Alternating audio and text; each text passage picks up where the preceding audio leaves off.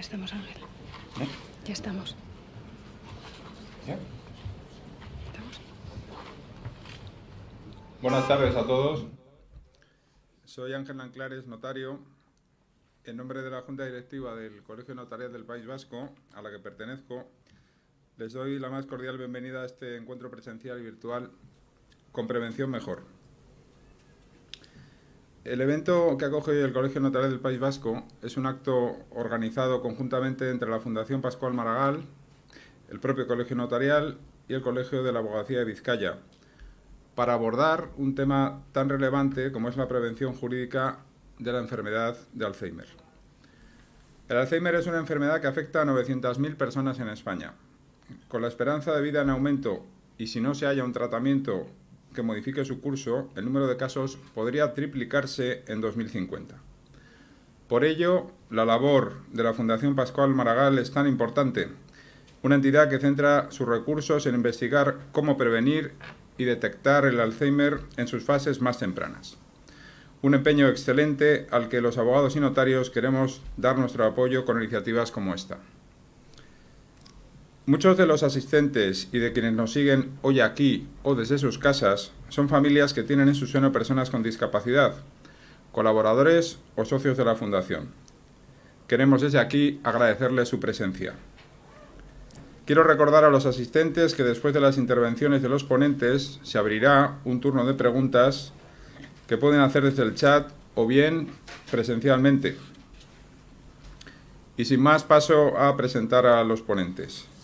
A mi derecha, Carmen Velasco, nuestra vicedecana, y a mi izquierda el abogado Rafael Armesto, quienes van a tratar un tema de extrema importancia: cómo prepararse legalmente ante un eventual diagnóstico de Alzheimer. Para afrontar esta enfermedad puede resultar clave y de gran ayuda contar con las herramientas legales para decidir quién y cómo queremos que nos cuide, así como de qué manera se gestionará nuestro patrimonio. Cedo la palabra a Carmen Velasco. Hola, buenas tardes a todos y a todas. Bueno, es un gusto para el Colegio Notarial, como ha dicho mi compañero Ángel, poder participar con las familias que viven de cerca el Alzheimer, pero también con todas aquellas personas que están viviendo experiencias en relación con la discapacidad, porque nosotros en los despachos tenemos experiencia de recibir a tantas personas, de manera que necesitamos una relación cada vez más estrecha con ustedes para entender bien cuáles son las necesidades y redactar los documentos que efectivamente sean eficientes para que puedan usarse cuando se necesitan y usarse bien. Esta charla no vamos a organizarla utilizando muchos términos técnicos. Lo que tratamos es de hacernos entender. Sabemos que es una materia compleja, pero vamos a tratar de hacerla fácil. De manera que, como ha dicho Ángel, si en el turno de preguntas hay que preguntar cualquier cosa, pues estamos aquí para poder intentar resolverla. Yo me voy a centrar en mi exposición en hablar de cuál es la función del notario ante una persona que presenta discapacidad, bien porque proceda de una enfermedad de Alzheimer o bien porque la razón de su discapacidad sea cualquier otra, centrándome sobre todo en el ámbito intelectual. Y mi compañero, el letrado Rafael Armesto, que hablará detrás de mí, se referirá al ámbito que funciona fuera de la notaría, al ámbito más bien de la intervención del juez, para que hoy nos vayamos todos con una visión lo más global posible de cómo hay que actuar para prevenir o para reaccionar cuando ya existe una discapacidad. Entonces, hasta ahora, digo hasta ahora porque el día 3 de septiembre ha entrado en vigor una reforma muy importante en materia de discapacidad.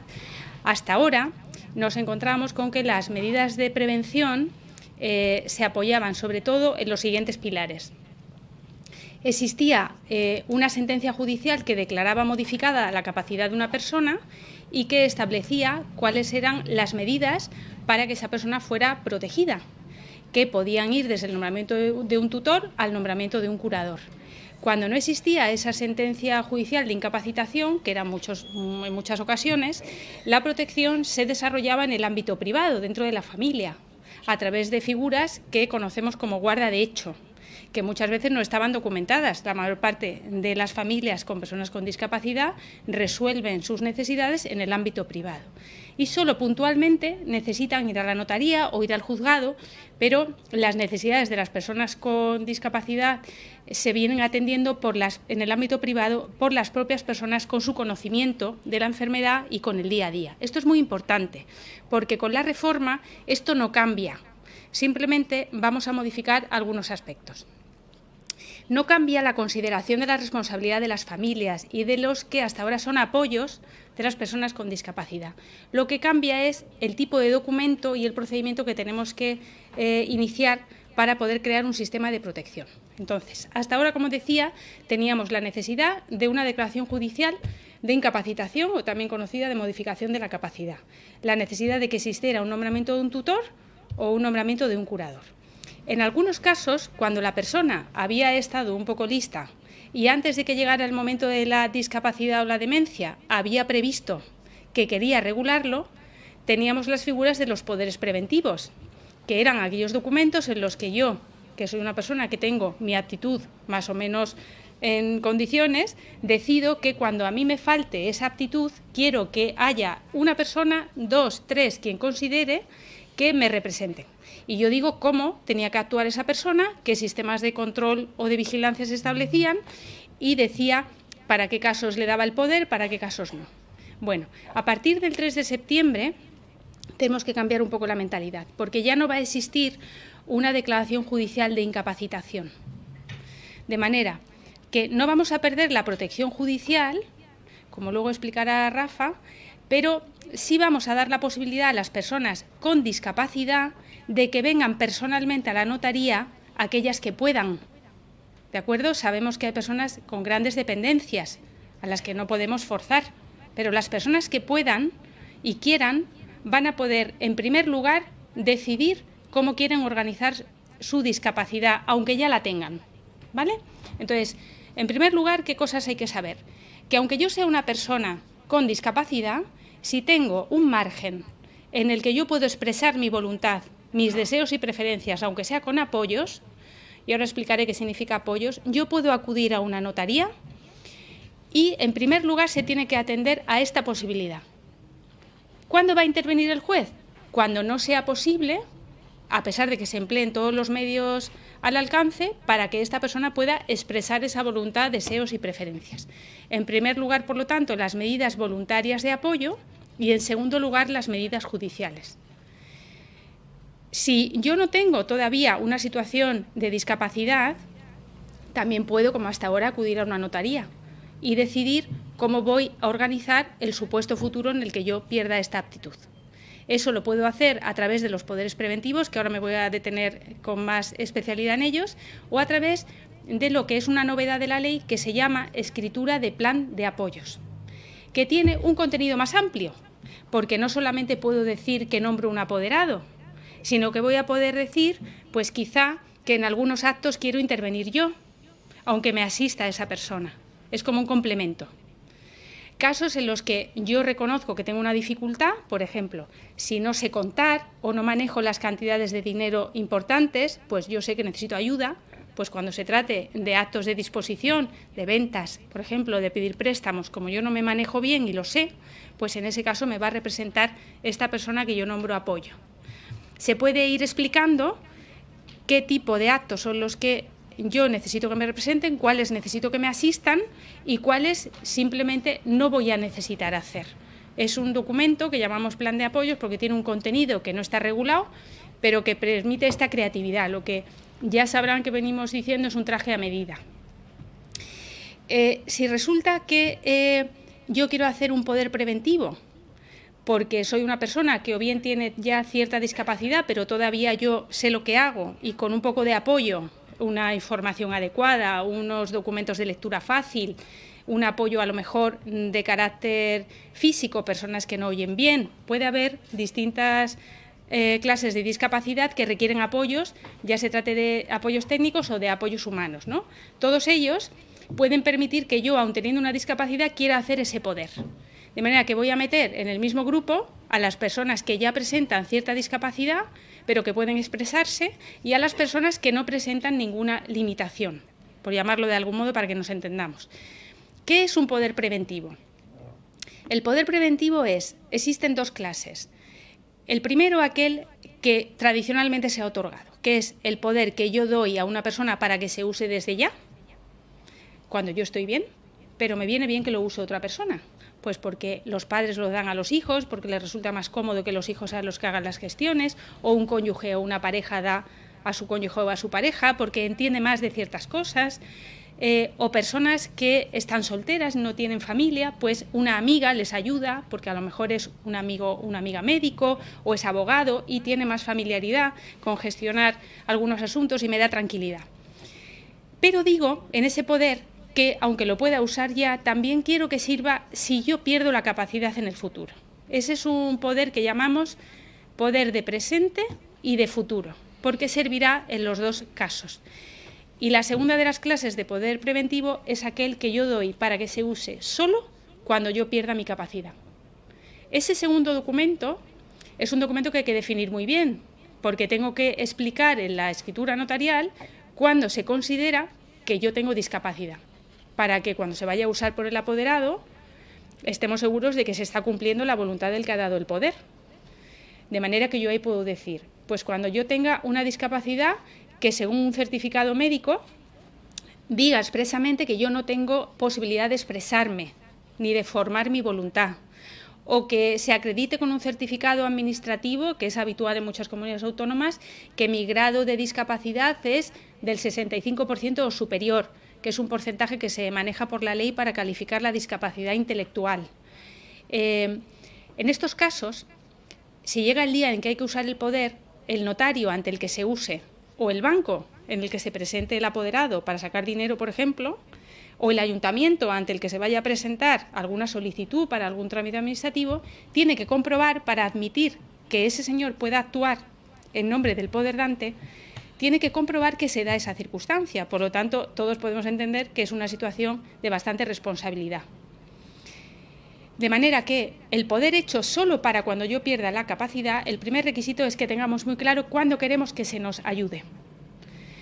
Y tenemos también que tener claro qué contenido le vamos a dar, porque puede ser un contenido de carácter personal, quiero que me auxilie en cuanto a solicitar información médica, o que decida dónde voy a vivir. Si no quiero vivir en casa, quiero que me asistan en una residencia, o si me pongo enfermo, pues quiero que me lleven al hospital los últimos días, o no, quiero quedarme en casa, si eso es posible, cuestiones de ese tipo. También se podrían pactar el tipo de vida o de costumbres para que sea el apoderado una persona que respete el estilo de vida de la persona que está confiando en él.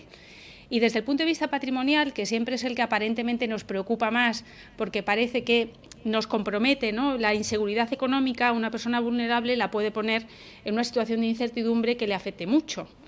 El ámbito patrimonial hay que definirlo según la historia de cada persona. Podemos encontrarnos personas mayores que no tienen un patrimonio que se pueda gestionar de forma difícil, porque pues a lo mejor lo que tienen es una vivienda en la que viven, algún saldo en el banco, a lo mejor alguna participación en tierras de algún pueblo que han heredado de sus padres, pero son bienes que ni se van a vender, a lo mejor se alquilan para tener liquidez, pero no es una gestión complicada. En esos casos se dice qué persona es la que queremos que, si hay que administrar, presentar documentación, pedir incluso un préstamo para hipotecar y tener liquidez, qué persona es la que lo hará. Ese es el apoderado. Pero si tenemos una situación patrimonial un poco más compleja, porque tenemos participación en sociedades, pensemos que yo puedo ser una persona profesionalmente activa y en un momento dado a mí se me diagnostica un Alzheimer y yo tengo a lo mejor una responsabilidad, he tenido en algunas empresas. Yo tengo que tener claro que la gestión de esas empresas no es lo mismo que gestionar un garaje que uno alquila, o que hablar con mis hermanos para ver qué se hace con lo que hemos heredado de los padres. Es conveniente entonces que para hacer un poder preventivo para el caso de discapacidad se analice caso por caso y se vea qué persona es la más adecuada para gestionar cada aspecto. De modo que se puede designar más de un apoderado, cada uno con su ámbito. Y se le puede decir además que está sometido al consentimiento conjunto de otra persona. Se le puede decir que pueda rendir cuentas, ¿de acuerdo? Que tenga, mejor dicho, que rendir cuentas. Se le puede reconocer una retribución, porque pensemos en personas que no tienen familia y que a lo mejor han pedido a algún amigo que se ocupe de ellos. Se puede pactar una retribución y esto no hace cuestionar que haya un conflicto de intereses necesariamente. El régimen, por lo tanto, de actuación del apoderado, el contenido de las facultades, el plazo que le damos al poder, la posibilidad de revisar ese poder, ¿de acuerdo? Porque a lo mejor yo he dado el poder, pero luego la persona a la que le he dado esas facultades no lo hace bien. Entonces, ¿qué hacemos? Pues si la persona todavía tiene cierta actitud para poderse expresar, es posible que revoque ese poder. Y como he dicho antes, las medidas voluntarias están en primer lugar, pero las judiciales son subsidiarias, de manera que cualquier persona del entorno de esta persona o incluso las asociaciones o fundaciones con las que tenga relación, el centro al que asista, la propia fundación de las personas con Alzheimer, estas pueden solicitar al juez la revisión de las medidas, la revocación o la adopción de medidas de salvaguarda. Entonces, por pintar un panorama práctico en cuanto a qué debemos hacer si todavía no tenemos una discapacidad que nos impida decir algo sobre cómo queremos que se nos cuide o que se cuide nuestro patrimonio, debemos hacer un poder preventivo. No debemos hacerlo así, directamente. Debemos reunirnos con el notario. Si tenemos alguna persona que nos asesore dentro de la fundación, es conveniente que asista a esa reunión porque conoce la historia de vida de cada persona. Y es conveniente definir esa situación de discapacidad e ir pensando en cómo se puede atender de una manera adecuada. Porque es verdad que no pensamos en la discapacidad, pero todos, o la mayoría, nos podemos ver en una situación así, porque ahora mismo la edad, el número de años que vivimos se ha incrementado sustancialmente y además, como ha dicho Ángel antes, con los datos que la Fundación nos proporciona, el Alzheimer es una enfermedad que puede abarcar a un gran número de personas de la población. De modo que creo que no es descabellado promover y difundir que todas las personas pensemos en la posibilidad de regular nuestra discapacidad futura. Si ya tenemos personas con Alzheimer o personas con discapacidad, debemos ver si ellas pueden aún determinar estas medidas de apoyo de forma voluntaria. Aunque Rafael hablará después del régimen transitorio, es decir, de qué pasa con las personas que ya tienen declarada la incapacidad judicialmente, en qué situación quedan ahora. Independientemente de lo que él va a decir, es conveniente que estas personas también acudan a una notaría, siempre asistidos por las personas que ya le conocen, y puedan interesarse por la posibilidad de ellas establecer estas medidas de apoyo. ¿Qué va a hacer entonces el notario aquí? Digo, para que nos vayamos un poco con la idea del escenario en el que nos podemos encontrar. Si a mí viene una persona al despacho que tiene un Alzheimer, pero que está en fase inicial, de manera que yo puedo entenderme en una conversación, aunque esta persona tenga lagunas, aunque incluso pueda olvidar el nombre de algunas de sus personas más cercanas, pero el notario aprecia que sabe dónde está, que entiende su situación. Normalmente van a decir que se dan cuenta que se le olvidan cosas, no son capaces bien de saber qué cosas se les olvidan, pero tienen cierto conocimiento de que necesitan ayuda, ¿no? De que ya en casa pues ellos son cuidados de otra manera. Pero pueden decirme qué bienes tienen, qué es lo que les gusta, si están bien en casa, qué personas son con las que ellos se sienten bien. El notario ve con quién viene, bien si hay una relación cercana. Hay que cuidar de ver que no existe una intimidación ni que esta persona esté forzada, por lo tanto es un trabajo que no es inmediato, requiere una charla profunda y probablemente no se va a resolver en una tarde, tendremos que tener varias entrevistas. Pero si llega el caso que esta persona estamos seguros de que sabe lo que dice y lo que dice no es contrario a su propio interés y es conforme a la ley, podemos articular unas medidas voluntarias de apoyo donde él pueda decir cuáles son sus preferencias. Y eso se hará o bien a través del poder, que puede tener un contenido, como he dicho, más amplio o más corto, o a través de un plan de apoyos, donde decimos, como he dicho al inicio, pues es que para estas cosas quiero yo, mientras sea capaz, estar presente. Y en cada caso puntual, el notario valorará si esa persona, estando presente, necesita asistencia o necesita la sustitución. Pero ya la regla general no es la sustitución. No quitamos a la persona con discapacidad para empezar de en medio. Vamos primero a verla. Entonces, el notario tiene que conciliar este control de la seguridad jurídica con promover la autonomía de la persona. Porque aunque suene un poquito técnico, creo que no lo es si digo que toda esta reforma la ha inspirado la Convención de Nueva York sobre personas con discapacidad, que ya desde hace muchos años venía promoviendo expresamente la protección de las personas con discapacidad, pero a través no de un sistema de sustitución, sino a través del respeto a la dignidad, a su voluntad y promoviendo la independencia y la autonomía.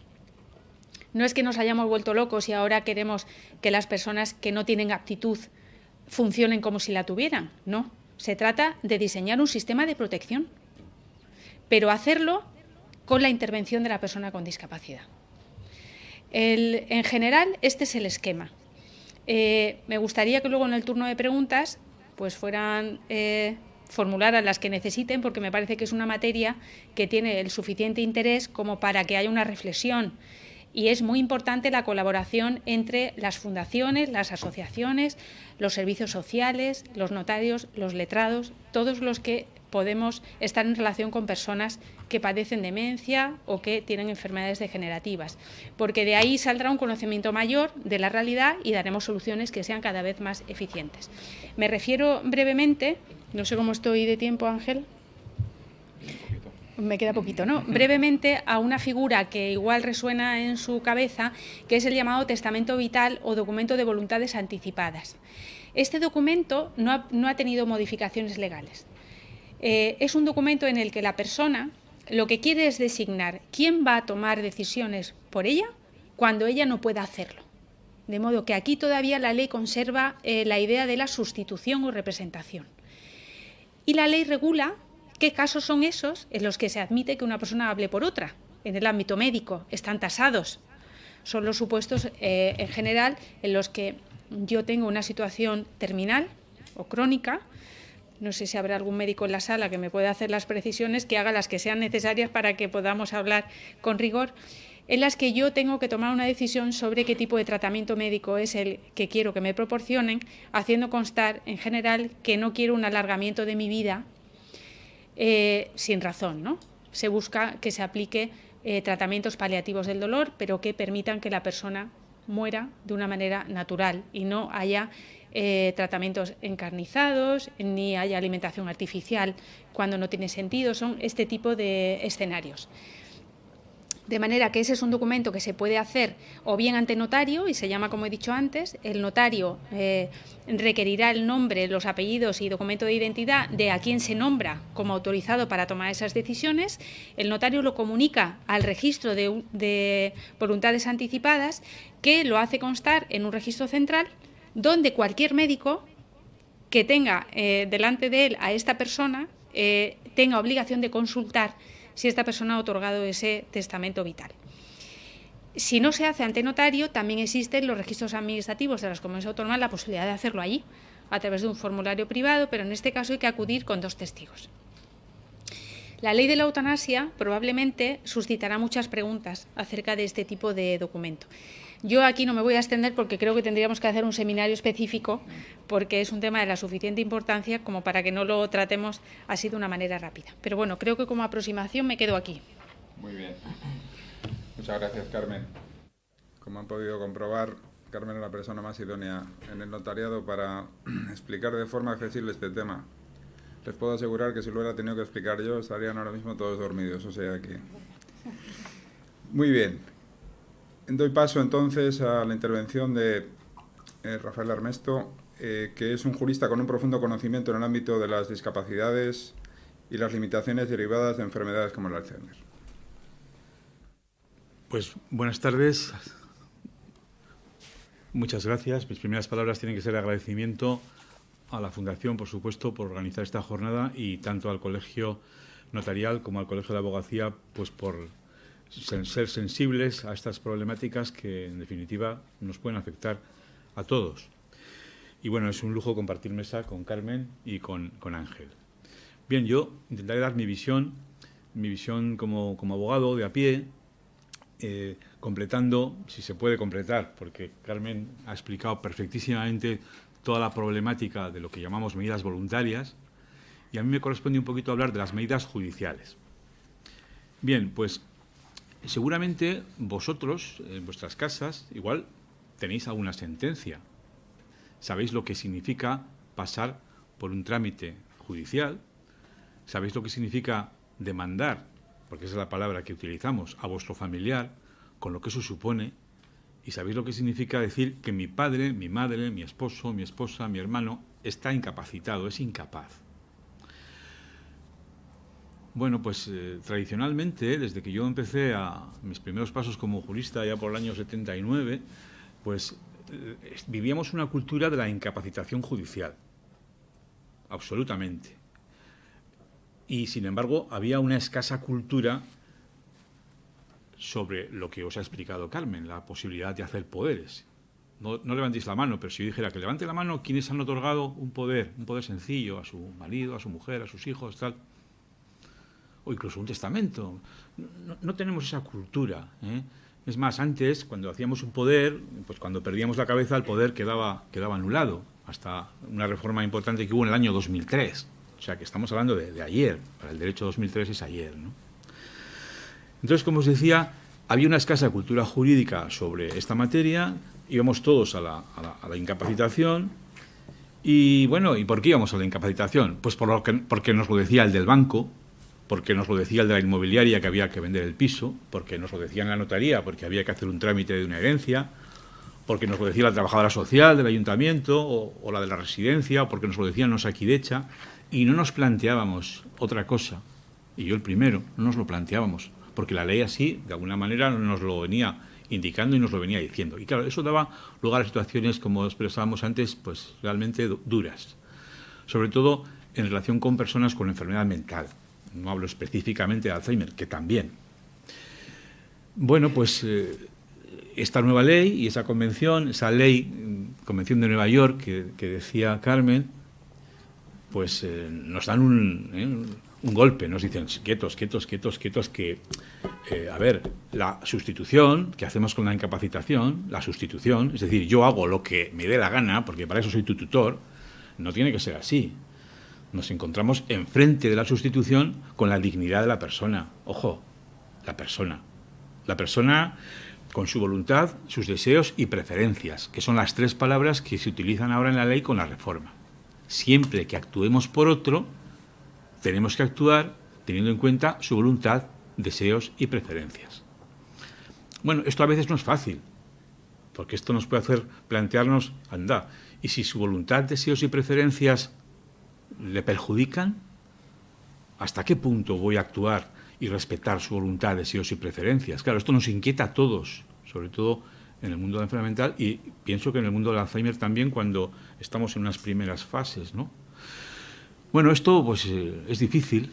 De todas formas, hay que decir que hay una reciente sentencia del Tribunal Supremo de 8 de septiembre, a los pocos días de entrar en vigor esta ley, que ya nos viene, esa sentencia resuelve un caso de un síndrome de Diógenes y esa sentencia ya nos dice que, bueno, que excepcionalmente se podrán tomar decisiones en contra de la voluntad, deseos y preferencias cuando esa voluntad, deseos y preferencias es perjudicial. Imaginaros un caso de Diógenes, ¿no?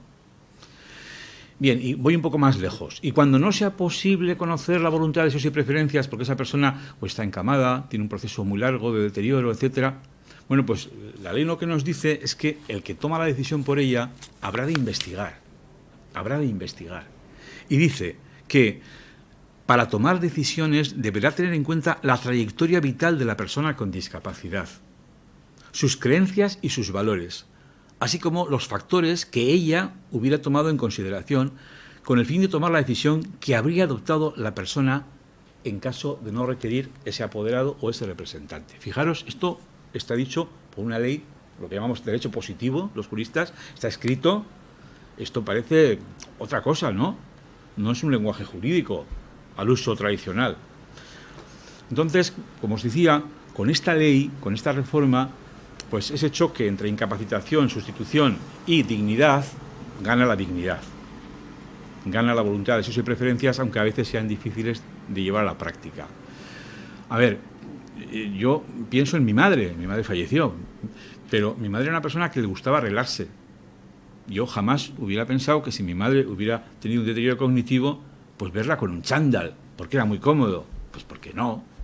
O en el Comité de Ética de Diputación, una de nuestras miembros del comité dice, a mí, si pierdo mi cabeza, que no me disfracen en carnaval, que no me gusta nada que me disfracen en carnaval. Y vamos a los jardines de Albia por esa fecha y vemos a los ancianos con sus silla de ruedas, pues disfrazados, con unas bolsas de basura, de no sé qué, tal. Pues sí, pero no, ¿me entendéis lo que quiero decir? Bueno, esa sería la idea fundamental. Voluntad, deseos y preferencias, y en casos excepcionales atender, bueno, pues precisamente, ya que no se puede saber la voluntad, atender a la trayectoria vital, a las creencias, etcétera, etcétera, al estilo de vida. Bien, la importancia del movimiento asociativo en esta materia es fundamental, y entiendo que la Fundación también.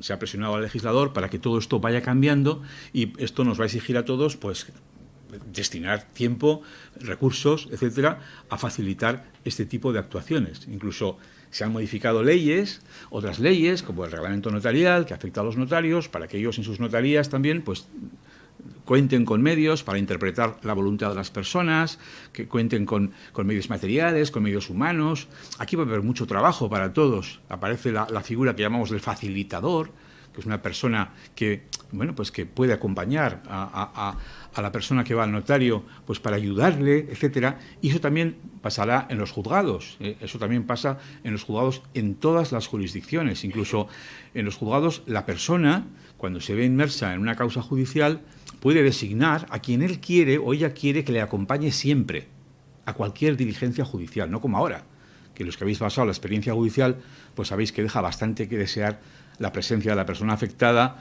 la explicación que se le da de las cosas, quien le acompaña, todo es bastante mecánico. Pues se quiere que no sea así, ¿no? Hombre, vivíamos en las épocas pretéritas, como os decía, situaciones en las que las personas con discapacidad eran excluidas de la sociedad, ¿eh? Eran aquellas personas que vivían en las afueras de las ciudades, que iban los leprosos con la campana avisando que voy, apartaros, etcétera, estaban absolutamente excluidos. En 1983, una reforma importante, y ya se empezó a hablar de que había que graduar, de que si se podía administrar más o menos la capacidad de las personas. Las resoluciones judiciales no estaban atentas a eso. Todo era blanco o negro, incapacitar.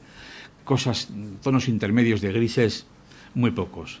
Eso fue en el año 83. Luego en el año 2000 hubo otra reforma. Y luego ya vino la Convención de Nueva York, que ha citado Carmen, en 2016. Y ahí ya se nos ponen las pilas. Y ahí tenemos que decir que tenemos que respetar la voluntad, deseos y preferencias. Bien, ¿qué pasa con esos familiares? Bueno, pues ¿hay que incapacitar? Pues ahora no, por supuesto que no. Antes sí. Pero bueno, yo había tenido una foto que, bueno, pensaba que iba a poder... Pues el paraguas protector, ¿no? Hay paraguas protectores de distintos colores. Hay protección de la familia, hay protección de la salud, del ocio, de la economía. Hay veces que el paraguas se vuela, ¿no? Y se mojan, ¿no? Pero si hay paraguas protector en la casa, entonces ¿para qué nos vamos a meter en fregados, en berenjenales de juzgados? Y eso es lo que quiere la ley y es lo que ha anticipado un poco Carmen, ¿no? Y hablamos de la guarda de hecho. ¿Qué pasa? ¿Que la guarda de hecho no existía? Claro que existía. ¿Qué pasaba? ¿Que no la poníamos en práctica? O no la ponían, algunos sí, intentábamos ponerla, pero con una respuesta judicial, concretamente en Bilbao, en el juzgado 14 especializado, muy positiva, ¿vale? Pero en otros sitios, pues la guarda de hecho era algo que no se consideraba. O sea, ¿por qué íbamos a incapacitar a una señora mayor que vivía sola en su casa y que tenía gastos compulsivos porque venían vendedores y le vendían enciclopedias? Los vendedores siempre aciertan, siempre van a donde los más débiles y la voz se corre enseguida, ¿no? Y os cuento un caso de una señora que tenía 22.000 euros de deuda por enciclopedias que había comprado y pólizas de seguro que había firmado de préstamos estos instantáneos, ¿no? Pues la señora era carne de cañón para ser incapacitada. Carne de cañón. Pues no, mire usted, vive sola, hace su vida, se arregla muy bien, compra, va, viene, tal. Vamos a ponerle una guardadora, de hecho, que era su hija, en este caso, que vivía en el Portal de Al Lado casualmente, y su hija, el juez entendió que sí, que se podía ocupar de eso, y solamente para el tema económico tenía ese control. Pero no lo incapacitábamos, hacíamos una especie de jurisdicción voluntaria, un procedimiento muy sencillito, había una entrevista en el juzgado, sin informe de forense y tal, un informe médico, bueno, hacíamos cosas de estas. Lo mismo digo con personas con drogodependencias, en situaciones de pico, cuando tenían el mono, pues gastaban, entonces la nómina pues se la gastaban y no les daba para pagar la hipoteca.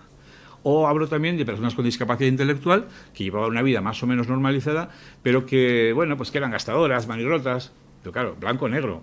la familia entraba al juzgado para obtener una protección más o menos que pensaba y sabían que no podía votar, que no podía otorgar testamento, que no se podía casar, que no podía conducir vehículos de motor, que no podía.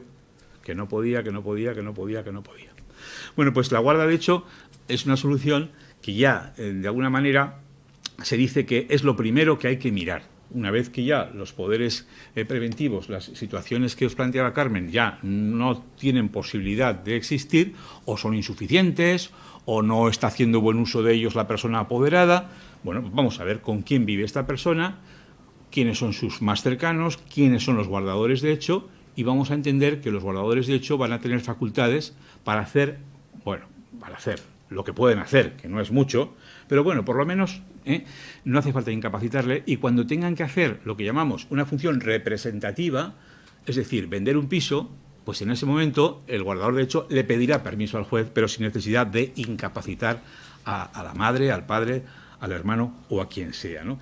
Hombre, la guarda de hecho a mí me encanta, yo la he practicado judicialmente, pero bueno, también se podría practicar notarialmente. Yo creo que Carmen algún acta de guarda de hecho ya ha hecho, valga la redundancia, es decir, el notario pues da fe de que esa persona está guardada, hay alguna persona que le guarda, aunque, hombre, el término guardador es un poco, no sé, no va muy acorde con el estilo de la convención y de la ley, ¿no? Porque nadie guarda a nadie, sino que le da apoyos, ¿vale? Entonces, bueno, pero se podría hacer también por vía notarial. Otras alternativas, o ya como mucho más de andar por casa, aparte de, bueno, como os digo, guarda de hecho judicial, guarda de hecho notarial, bueno, pues las autorizaciones en cuentas bancarias, es algo que, en fin, que ¿por qué no? Pues ayuda muchas veces a salir del paso, ¿no? Y, bueno, por supuesto, los poderes, claro, es que desde 2003 los poderes es que era algo que se quería hacer para evitar la incapacitación. También os sonará quizá lo que se hizo, lo que llaman patrimonio protegido. Bueno, pues se podía hacer para proteger y no tener que incapacitar a la gente. Y luego hay una cosita que es muy técnica, pero bueno, la digo, porque es que cuando un matrimonio en bienes gananciales, uno de los dos no está bien con sus facultades, bueno, pues el otro podría vender un bien ganancial con autorización del juez, sin necesidad de incapacitarle. ¿De acuerdo? Eso es algo que es bastante desconocido en la práctica, pero está ahí, es una posibilidad que está ahí. Fijaros, en Aragón hacen esto con la reunión de un consejo de familia, o sea, ni siquiera van al juzgado cuando hay que vender el piso de un matrimonio en gananciales que uno de los dos no está bien. Bueno, pues la guarda de hecho, como os digo, me parece que es fundamental. Este cambio de sistema nos va a hacer a todos, bueno, pues buscar el apoyo de la persona y trabajar juntos. La ley habla de que nos tenemos que reunir en mesa redonda, los juristas, los profesionales de la salud, los profesionales de los servicios sociales, y entre todos esa mesa, yo diría mesa camilla casi, ¿no? Con el brasero, el calor, ¿no? Para buscar realmente dar calor a la persona con discapacidad y que no, vamos, en este caso la persona mayor, y que no pierda su esencia, su dignidad, etcétera, y que con esos apoyos, pues cuando sea necesaria la representación, el guardador de hecho pueda pedir permiso al juez, y cuando no sea necesaria la representación, pues que funcione. Bueno, hay unos supuestos particulares que establece la ley, pero no los voy a decir, ¿no? Bueno, insisto en lo de la voluntad de deseos y preferencias. Os había traído la foto, ¿no?, de un abuelo vestido de Superman, ¿no? Pues yo no quiero que me disfracen, ¿vale? No, pues ya está, no me disfracéis. Bien, no sé cómo vamos. Vamos a ver. Paso más adelante de las medidas a otras medidas, porque la guarda de hecho sería la más inmediata. Cuando los poderes, los mandatos, etcétera, no funcionan, cuando no hay guarda de hecho, funciona mal, bueno, pues vamos a ver si acudimos al juez, ya necesariamente, para que el juez constituya lo que llamamos la curatela. La curatela, que quizá os sonará, porque tendréis quizá algún familiar que esté en esta situación. La curatela, digamos que es el apoyo tradicional. Yo voy contigo de la mano, vamos juntos de la mano por el camino, vamos al notario los dos y firmamos los dos. La curatela actualmente se establece como la figura judicial reina. Eso quiere decir que la tutela desaparece como tal. La tutela era sustitución, ¿vale? Sustitución. La curatela es acompañamiento, apoyo. Lo era también entonces. Bueno, no vamos a hablar sobre esto porque podríamos hablar mucho, pero eso es lo que prima ahora, el acompañamiento, los apoyos, el cambio de modelo, ¿no? Bueno, pues el juez deberá fijar estos actos de manera precisa, no como antes, que antes el juez decía, declaro incapaz a don fulano de tal para administrar sus bienes, punto. Pues no, la ley nos dice ahora que debe de determinar con claridad al constituir la sentencia de curatela, el auto en realidad, que ahora se va a llamar auto, bueno, eso es lo de menos, pues bueno, pues necesita el apoyo para esto, para esto, para esto, para esto. El gris claro, el gris oscuro, el gris barengo, el gris perla, vamos a ver cuál es el llamado también traje a medida, ¿no? Y esta curatela, pues bueno, al curador le exige, pues, lo que dice la ley, contacto personal con la persona. Estamos muy acostumbrados muchas veces a que no hay contacto personal con la persona curatelada, es una palabra horrorosa, pero bueno, con la persona a la que cuidamos, que debe ser diligente, que debe tener en cuenta la voluntad de sus preferencias, que debe de impulsar el proceso de toma de decisiones de esa persona. Mamá, voy a intentar ayudarte a ver qué es lo que tú quieres, etcétera, etcétera, etcétera. Y voy a tener también que fomentar las capacidades para que en el futuro, pues igual, la persona mejore. Esto lo veo ya un poco más difícil, pero ¿por qué no? Hay casos históricos de personas que están ahora sometidas a una tutela de las antiguas que perfectamente estarían fenomenalmente con una curatela, vamos, incluso con una guarda de hecho. Como os decía, el curador acompaña, es la figura estrella, es el que acompaña, el que apoya, y la excepción sería lo que llamamos la curatela representativa. Ya me he referido un poco al principio. Cuando la curatela no puede ser asistencial porque la persona no se le puede atender, no se le puede asistir, el curador es el que hará las labores de representación como el antiguo tutor, todas ellas sometidas a esa, digamos, autorización judicial en los supuestos importantes, que no los digo, pero bueno, son supuestos económicos, fundamentalmente los relacionados con transmisiones de inmuebles, constitución de garantías, hipotecas, etcétera. Una cosa importante, muy importante, que establece la reforma, que quizá os sirva de utilidad, porque muchas veces nos vemos obligados a vender acciones para pagar la residencia, por ejemplo. Entonces, cuando veo personas que decís que sí, claro, antes el tutor tenía que pedir autorización judicial, lo cual retrasaba y encarecía, claro. Entonces retrasaba la venta de esas acciones, etcétera, etcétera, etcétera, con el perjuicio que ello conllevaba. Bueno, pues ahora esa cuestión desaparece cuando se trata de acciones que cotizan en bolsa, ¿vale? Entonces un curador representativo un curador podría vender acciones que cotizan en bolsa. Bueno, intermedio, y voy terminando, entre la guarda de hecho y la curatela, después de pasar por las medidas voluntarias en primer lugar, por ahí revoloteando aparece otra figura que nos puede resultar de utilidad, y la digo pues porque está en la ley, que es lo que llamamos la defensa judicial, ¿vale? El defensor judicial, bueno, pues igual alguno también lo conocéis. Bueno, pues igual el curador pues no puede, porque está enfermo, en fin, no puede ejercer, entonces, mientras tanto, pues se nombra un defensor judicial, lo nombra el juez. En supuestos que haya conflicto de intereses. Hay dos hermanos que tienen que hacer una herencia, uno tiene Alzheimer, el otro no, y es su tutor, entonces ahí claramente hay un conflicto de intereses y hay que nombrar un defensor judicial. Cuando el curador se excusa, que dice, pues mira, yo no quiero ser siendo curador, pues porque me voy a vivir a Cádiz y no puedo ejercer. Y bueno, en otros supuestos, ¿no? Pero bueno, también hay un supuesto que es que se podría nombrar un curador cuando una persona tiene que hacer operaciones recurrentes. Por ejemplo, tiene inmuebles y quiere alquilarlos. Entonces, para cada alquiler no va a pedir una autorización judicial. Entonces se le pide al juez una autorización específica para que ese defensor judicial se ocupe del alquiler de los inmuebles, de ventas, de bueno, pues hipotecas recurrentes, herencias. Bueno, es decir, que se podría acudir a esta figura del defensor judicial. ¿Qué se pretende de todo esto? Pues lo que se pretende es un planteamiento más light de la cuestión, volviendo al principio, la dignidad por encima de todo, la voluntad, deseos y preferencias, eludir ese estigma de la incapacitación y intentar funcionar con medidas más cercanas, más cálidas, más próximas. ¿Qué va a pasar con las situaciones anteriores? Bueno, pues ya termino de verdad, que voy fatal, no sé cómo voy. Pero bueno, termino. Las situaciones anteriores, pues los que tengáis una sentencia de modificación de capacidad, que decimos ahora, de incapacitación, o un auto, si son anteriores al año 83, había autos, que puede decir que hay alguno todavía por ahí. Bueno, pues la ley lo que establece es que hay que revisar todas esas resoluciones en el plazo de 3 años. Eso lo tiene que hacer el juzgado. ¿El juzgado lo va a hacer? ¿Quién lo sabe? A mí 3 años me parece que es muy poco. Claro, eso es una de las críticas que se ha hecho a la ley, que las familias ahora pues tienen que pasar otra vez por ese proceso de volver a revisar. Y también se ha criticado de la ley, lo digo también, pues que la ley es para todos los supuestos de discapacidad, pero claro, no es lo mismo con una persona con síndrome de Down, que con enfermedad mental, que con parálisis cerebral, que con Alzheimer. que con demencia cerebral sobrevenida. Entonces, habrá casos en los que esa revisión sea más complicada, pero en casos como los de las personas mayores, pues entiendo que esa revisión no debería ser tan estricta, porque bastaría, a mi criterio, tal como viene la ley, pero bueno, no es cuestión de desarrollarlo tanto, pues con un simple informe de ratificación de la situación para que el juez revisara.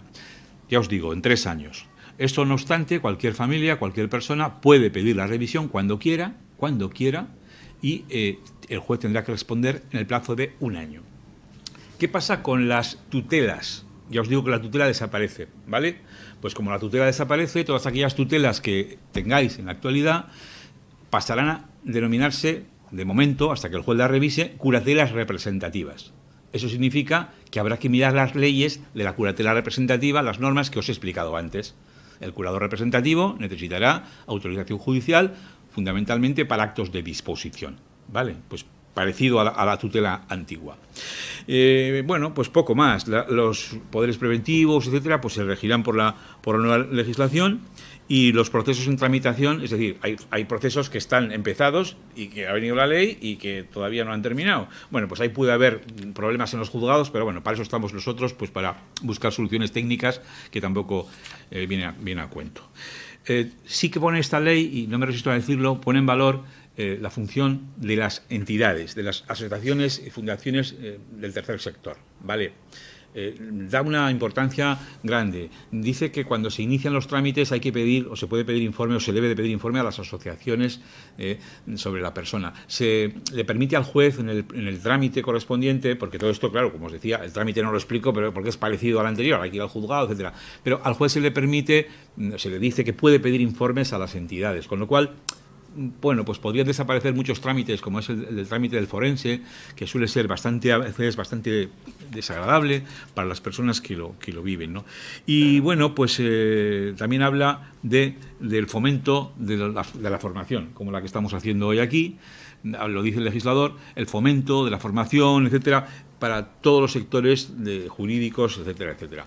Hombre, la verdad que esto va a costar. Antes de empezar les comentaba a mis compañeros de mesa, pues cuando ya se apaguen las luces y baje el telón y estemos ya en marzo del año que viene, pues todo esto, yo viví la reforma del 83 y yo creo que hay gente que todavía no la ha asimilado y estamos en el 2021, ¿eh? Pues cuando todo esto pase, pues bueno, pues tenemos que ir capeando el temporal y respondiendo y resolviendo los problemas en las notarías, en los registros, en los juzgados, etcétera, a medida que vayan saliendo en los despachos de abogados, pero en definitiva, pues lo que importa es que cale en la sociedad, que cale la idea de la dignidad, del respeto a la voluntad, deseos y preferencias, de la trayectoria vital, etcétera, etcétera, y en definitiva, bueno, pues la dignidad de la persona, ¿no? Y pues por eso acababa con esta, ¿no? Que, bueno, pues los colores son muchos, hay muchos colores, ¿no? Y si nos quedamos en los extremos blanco-negro, pues perderíamos la riqueza, ¿no? Que es lo que habría que buscar, el color adecuado. Pues eso sería todo por mi parte. Muchas gracias. Muchas gracias, Rafael. Bien, con una explicación tan clara y tan didáctica como la de Rafael, junto con la anterior de Carmen, yo considero que ya tenemos una visión de conjunto sobre la prevención jurídica del Alzheimer y de otras discapacidades similares. Así que, sin más preámbulo, vamos a dar paso a las preguntas de las personas que puedan tener interés, tanto aquí presencialmente como por vía online.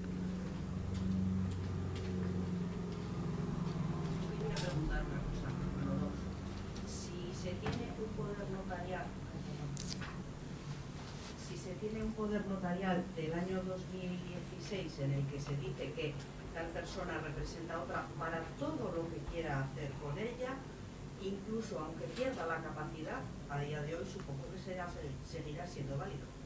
Sí, los poderes notariales otorgados con cláusula de subsistencia en caso de incapacidad son poderes válidos. Hay una apreciación que hacer y es la siguiente. En la regulación actual, si se diera el poder ahora y el poder tiene un contenido general, el apoderado queda sujeto a los mismos requisitos que el curador para los actos que dice la ley, que son: hay una serie de actos en los que el curador necesita autorización judicial.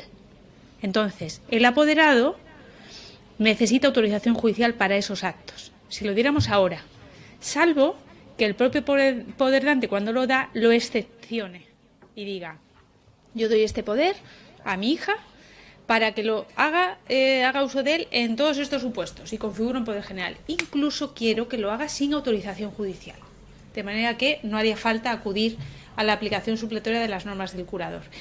Pero la ley actual hace una excepción en una disposición transitoria, que creo que es la sexta, respecto a los poderes anteriores. De manera que el poder general del año 2016 no está sometido a ninguna limitación. El apoderado no tiene que acreditar ni siquiera la discapacidad del poderdante, simplemente tiene que usar el poder. La ley da un paso cuando hace una regulación más exhaustiva de estos poderes, porque ahora nos va a permitir poder comprobar si efectivamente se da la situación de hecho que el poderdante quería cuando dio el poder, cosa que antes la ley no nos decía ni siquiera que se nos pudiera ocurrir hacerlo.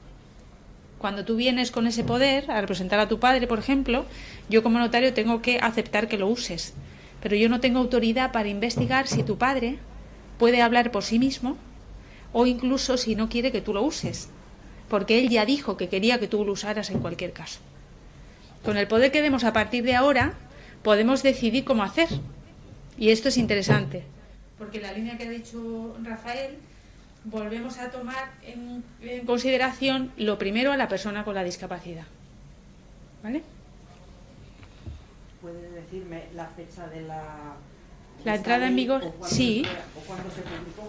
La ley es la ley 8/2021 de 2 de junio y ha entrado en vigor el 3 de septiembre de este año. Es la reforma más amplia que ha habido en derecho privado. Ha reformado expresamente 8 textos legales, básicamente los que más nos pueden sonar: Código Civil, Ley Hipotecaria, Ley de Enjuiciamiento Civil, Ley del Registro Civil.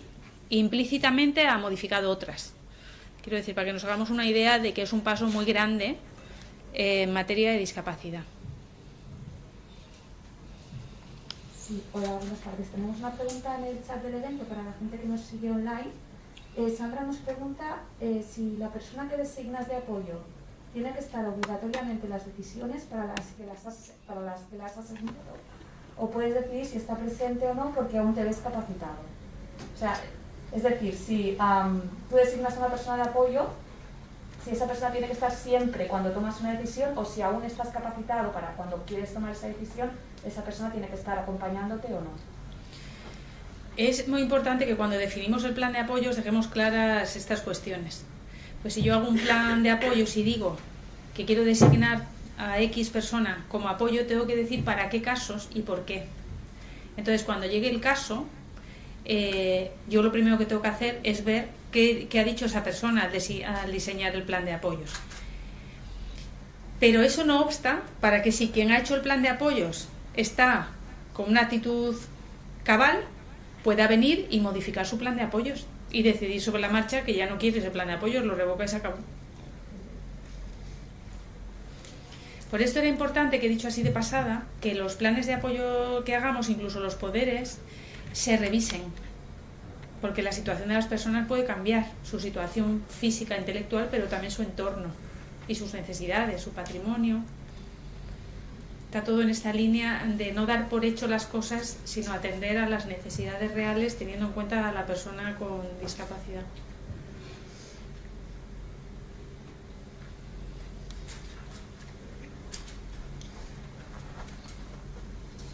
Bueno, en primer lugar, gracias por esta oportunidad. Mi pregunta se me hace un poco difícil. En nuestro caso, se acaba de diagnosticar el Alzheimer. La persona enferma lo sabe y ha manifestado de una manera racional su voluntad de querer morir. ¿Qué es lo que hay que hacer? ¿O qué se puede hacer? ¿O qué tiene que hacer la persona de la familia o el médico que recibe esta voluntad de morir? Yo puedo hablar de mi visión como jurista en lo que es conveniente que haga para su protección en los términos que estamos hablando. Un médico tendrá su propia visión por la responsabilidad que tiene y el trabajo que le ocupa, ¿no? Que una persona manifieste su derecho a morir tiene un recorrido, una profundidad mucho mayor que la respuesta que yo como jurista y cualquiera de mis compañeros de mesa podamos dar. Ni siquiera se nos ocurriría una aproximación. porque tiene que ver con las necesidades más profundas de las personas, con sus preguntas existenciales, ¿no?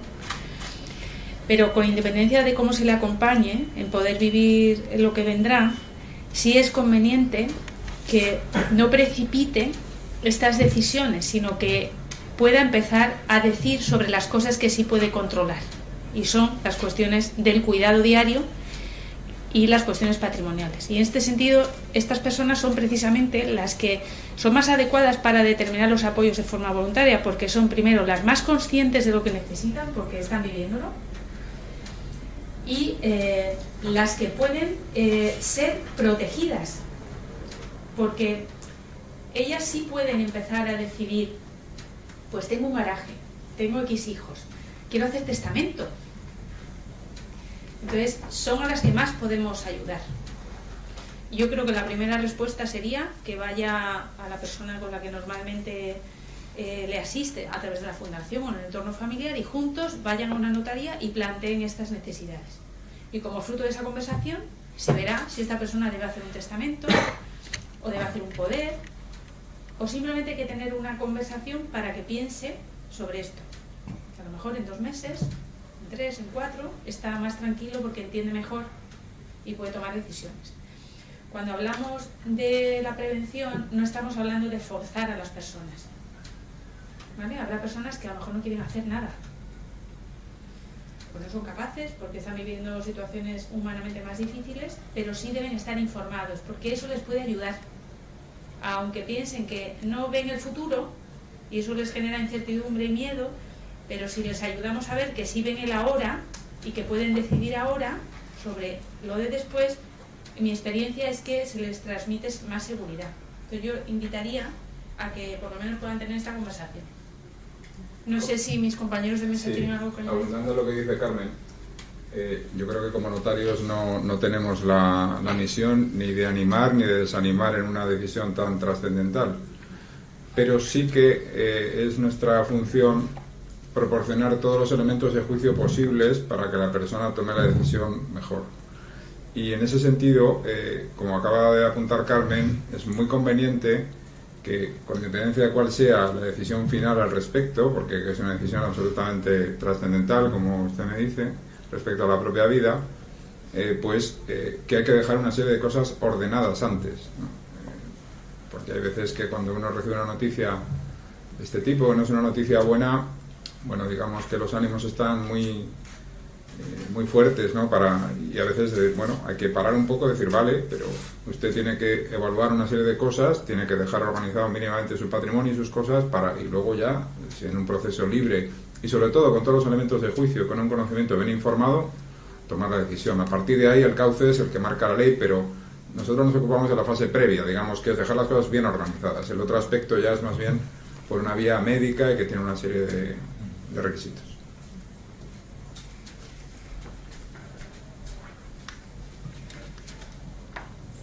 Otra pregunta del chat, esta vez de Antonio, que quiere preguntar a Carmen qué sucede al acudir al notario si la familia no le hemos notificado a la persona enferma que tiene Alzheimer, solo le hemos dicho que simplemente tiene deterioro cognitivo. ¿El notario está obligado a notificárselo? La ley nos dice a los notarios que estamos obligados a procurar los apoyos necesarios para que la persona con discapacidad pueda expresar su voluntad, deseos y preferencias, y que debemos emplear todos los medios técnicos y humanos para que esta persona pueda ser apoyada, para ejercer su capacidad jurídica, algo así dice, es decir, para ejercer sus derechos. De manera que yo no necesito que una persona me acredite un diagnóstico médico, ni tampoco necesito calificarla yo como discapacitada. Pues estaríamos manteniéndonos en el sistema patológico médico en el que la persona es diagnosticada y en función de eso decidimos qué puede hacer o no puede hacer, no. De manera que la persona que venga a nuestro despacho es una persona con la que yo voy a tener esta entrevista, que incluso puede que sea una entrevista en la que no salga a la luz ningún deterioro cognitivo, porque esa persona no lo muestre, todavía no esté en esa fase. El notario debe utilizar las habilidades y los conocimientos técnicos que tenemos, en todo caso de manera igual. Lo que pasa es que si detectamos un deterioro, tenemos que aplicar mayor atención porque esa persona necesita el apoyo institucional, el primero del notario, el apoyo humano de su entorno, a lo mejor el apoyo a través de un dictamen médico, el apoyo a través del asistente social que conoce su trayectoria, pero todo eso va a ir saliendo. De manera que la función notarial esencialmente es dar fe de la capacidad de las personas, pero la ley dice que todas las personas tienen la misma capacidad. Las personas con discapacidad tienen la misma capacidad en igualdad de condiciones que el resto. Lo que pasa es que necesitarán poderla ejercer con apoyo si es el caso. Entonces, si una persona viene a mi despacho, no sabe que tiene un Alzheimer diagnosticado, esa persona va a venir porque tiene una necesidad de ejercer sus derechos. Lo va a hacer como cualquier otra. El notario debe tener la atención suficiente a todos los señores y señoras que vengan para detectar si necesita un apoyo. Si no lo necesita, no se lo vamos a dar. E incluso puede suceder que necesite un apoyo pero sea puntual. Por ejemplo, de eso no he hablado porque no me quería extender, pues lo hago ahora. Además del plan de apoyos, en la escritura notarial donde se puede diseñar todo, y del poder preventivo, existe el apoyo puntual. Por ejemplo, una persona necesita aceptar una herencia, solo necesita eso, y adjudicarse bienes. No necesita ejercer sus derechos ni su capacidad jurídica en otro ámbito. Por lo tanto, yo no le voy a meter en el follón de hacer una escritura de plan de apoyos, un poder preventivo, no, porque no lo necesita. Pero la tengo que apoyar para que pueda aceptar esa herencia. Y ahí es donde voy a ver si hay conflicto de intereses con sus hermanos, si entiende por sí solo lo que hace o no, y ese sería el apoyo puntual. De manera que no necesitamos una calificación médica. Nos puede ayudar si la tenemos previamente. Entonces, esa persona, si viene a la notaría y los hermanos o la familia lo saben, es conveniente que antes informen al notario, aunque sea de un modo confidencial, como debe ser siempre. Pero si no llegan a poder hacerlo porque no tienen conocimiento de cuando esta persona va al despacho, tranquilos, porque si el señor no tiene un límite evidente, va a poder ejercer sus derechos sin problemas de seguridad jurídica. Yo sé que algunos compañeros dirían que soy demasiado positiva en lo que digo, pero creo que sin perder la responsabilidad que tenemos de velar por la seguridad jurídica de todas las personas, tenemos que entrar en este tipo de relación con las personas que vienen para poder llegar a que se desarrolle su autonomía con seguridad. Por lo tanto, hay que entrar ahí, ver cada caso. Ángel, si me permites, yo creo que esto es una de las grandezas que tiene la ley. Es decir, que estaréis conmigo que es que esto antes también se podía hacer. Lo que pasa es que el legislador no nos daba esos mandatos tan claros como nos está dando ahora, ¿vale? Por eso decía que es muy importante que todos nos mentalicemos de este nuevo estilo, no solamente los juristas, sino la sociedad en general, ¿no? A mí me parece que, bueno, claro, lo has puesto de una manera clarísima, es decir, antes también, lo que pasa es que antes pues ibas a una notaría con una persona con discapacidad y quizá no había esa sensibilidad, un despacho de abogados o un juzgado, evidentemente, y no había esa sensibilidad que ahora sí que empieza a haber, pero ya porque hay una ley que nos dice que tenemos que empezar a actuar así, con lo cual pues desaparecerían muchos problemas de otro orden. Yo creo que es encomiable. Ahora comprendo que claro, hay jueces y jueces, notarios y notarios, y abogados, y todos no tenemos igual el mismo concepto de la capacidad, ¿no? y de la responsabilidad, claro, del autorizante de la escritura. Eso también es un tema importante, claro. Hay una cosa interesante que avanzo, que creo que no es muy técnica, y es que lo que la Convención dice, hubo un comité de seguimiento del cumplimiento de la Convención, y este comité hizo algunas observaciones. Entonces, una de las que hizo fue que no podemos confundir el déficit mental con la capacidad jurídica de las personas. Es decir, el déficit mental no puede ser un obstáculo para que la persona pueda ejercer su capacidad. Por eso promueve que la vía primera sean los apoyos y sea la presencia de la persona con discapacidad. Y evidentemente esto genera mucha responsabilidad, porque tenemos que ser capaces de entender lo que esa persona vive desde el punto de vista de sus limitaciones de comprensión, de asumir responsabilidades, y tenemos que redactar documentos que le den seguridad. Por lo tanto, claro que no es una tarea que hacer alegremente. Yo entiendo la preocupación de los compañeros, de los letrados, que esa preocupación nos hará más conscientes y más responsables. Y también entiendo la preocupación de las familias, que bueno, está muy bien la ley, pero es que yo tengo que estar seguro de que mi padre, mi hermano, mi marido, mi esposa no hace cosas que vayan en contra de sus intereses, ¿no? Como decía antes Rafa. Pero bueno, estamos en un campo en el que hay que ponerse.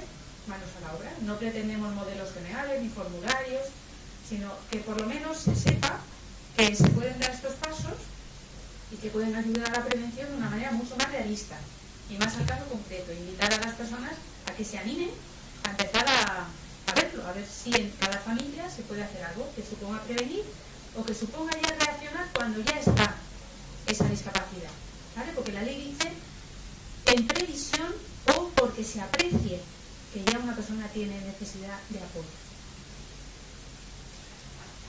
¿Qué aportaría, buenas tardes, qué aportaría de nuevo, por ejemplo, si ya hay un poder general que de alguna manera pues facilita un poquito gestiones bancarias o de otro tipo que sin ese poder general no sería posible? ¿Qué facilitaría hacer un poder preventivo? Si el poder general ya está otorgado, ese es un poder que funciona como preventivo si está dicho que subsista aunque pierda la capacidad. No hay que hacer nada. Lo que sí es conveniente es ver si el contenido del poder se adecua a las necesidades de la persona que lo ha dado. Porque a lo mejor tiene ahora necesidades nuevas. Entonces, si esa persona todavía puede decir algo, pues actualizarlo. Pero en principio, si no es así y se está funcionando bien en la vida cotidiana, no hay que hacer nada.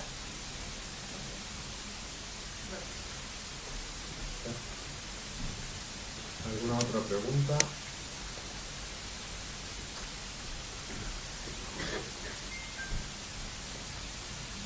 Bueno, es otra pregunta que no se entra por esta, creo que también se ha tratado, pero por dejarla contestada, ella nos pregunta que teniendo diagnosticado usted y medio en plenas facultades, que establezco los poderes que cuando llegue el momento en que no sea capaz, puedo establecer que se me aplique la eutanasia. Creo que eso no es el contenido del poder. Creo que ese es el contenido de un testamento vital.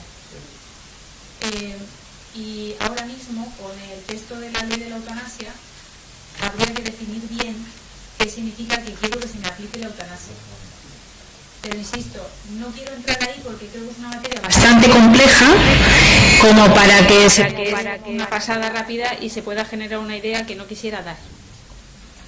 De todos modos, y en línea con lo que comenta Carmen, los notarios siempre solemos hablar de los actos personalísimos. Son los actos que solo puede realizar la persona por sí y en ese caso no se pueden delegar. Ocurre con el testamento, no lo puede hacer por medio uno de un apoderado, ocurre con decisiones como estas que estamos comentando.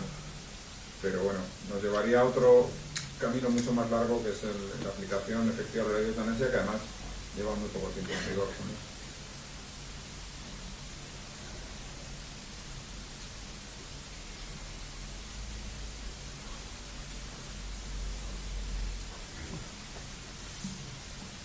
Entiendo que son compatibles la figura de un apoderado con poderes determinados y el curador.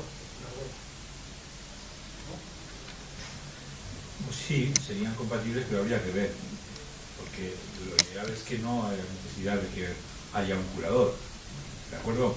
Porque si ya está el poder otorgado, ya con ese poder, si está perfectamente confeccionado y cubre todas las áreas correspondientes, pues no tendría. Ahora, ya he comentado antes que podría darse el caso en que el poder sea insuficiente o no sea se haga un buen uso de ese poder, entonces sí que habría que ver el caso concreto, valorarse la necesidad de una curatela. Pero vamos, que en principio no son incompatibles, pero tampoco sería una figura que en la práctica se diera mucho, un poder y a la vez un curador.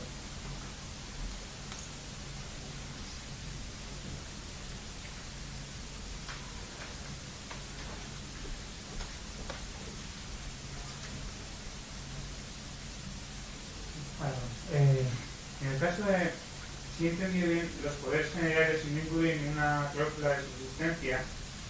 Inicialmente, antes de la reforma, creo que del 2003, en caso de incapacidad o de pérdida de capacidad, se invalidaba. Con la reforma del 2003 no se invalidaba, pero permanece en vigor si no tienen, incluso aunque no tenga. Vale, ahí es donde llega la pregunta. Entonces, ¿qué grado de discapacidad invalidaría un poder o, en este caso, bueno, es que tengo un puesto concreto en mente, un poder del otorgado en el 79, general, sin ningún tipo de cláusula de permanencia, y se está considerando la revocación de ese poder llegado a un grado de discapacidad o no. En mi opinión, y Rafa que diga ahora la suya, y Ángel, habría que ver a la persona que otorgó el poder. Si el apoderado viene y no dice nada de cómo está la persona que dio el poder, no nos vamos a enterar. Que estos casos habrá muchos, que las personas saben la trampa, ¿no?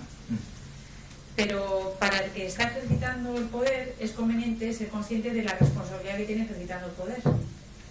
Entonces, si la persona tiene una discapacidad, que yo entiendo que tiene que ser lo suficientemente evidente como para que él se plantee si puede revocar el poder, es decir, si la persona que ha dado el poder, me explico mejor, tiene un grado de discapacidad tal que no le permitiría revocar el poder porque no puede expresarse. Creo que quizás no me he expresado bien. Quien está pensando en revocar el poder es el poderante. Eso es. Pero entonces se da cuenta que... Se da cuenta, es un deterioro cognitivo leve, pero y avanzando. Entonces, claro, una revocación implicaría comunicar a la persona que su poder queda revocado. Salvo si lo ponemos bajo condición, en cuyo caso el poder quedaría revocado en el momento que esta persona tenga un 30% de grado de discapacidad mental. Yo no correría el riesgo. Si el poderante ahora puede revocar el poder y se lo está planteando, es porque tiene capacidad suficiente para hacerlo. Con lo cual lo que tiene que hacer es revocar el poder y dar uno nuevo en las condiciones que ahora quiere darlo, que a lo mejor es a la misma persona, pero con otras facultades, o con un consentimiento complementario, o con facultades limitadas en la cuantía de disposición del dinero. Pero si todavía tiene capacidad y se da cuenta que quiere o puede revocar, es un riesgo que no lo haga, porque esa discapacidad puede ir a más y esa facultad ya no la va a tener. Entonces el poder se extinguiría por ley, pero él estaría vendido al apoderado. Si el apoderado no dice nada, va a usar el poder. Y solamente un tercero podrá demandar al Ministerio Fiscal que hay un mal uso del poder, que ha habido un perjuicio, pero claro, ya entramos en una cadena. Correcto. Que yo creo que no hay que llegar a ella. Si no hubiera esta revocación condicionada automáticamente por la discapacidad, ¿llegaría un momento en que el poder sería inválido? Claro, el poder se extinguiría en cuanto esa persona ya no tenga capacidad para revocarlo. Es que Rafael, no sé cómo... Sí, porque es anterior a la ley de patrimonio protegido, que es la que... Sí, efectivamente. De todas formas, bueno, imagino que en la práctica estamos viendo que las entidades bancarias muchas veces piden poderes que sean actualizados. No sé si a pesar de que la ley exige que tenga exactamente, una vigencia. Que se está pidiendo precisamente para evitar ese tipo de abusos que tú dices, ¿no? Pero bueno, si realmente esa persona tiene suficiente capacidad, pues lo que tiene que hacer es revocar cuanto antes y ya está.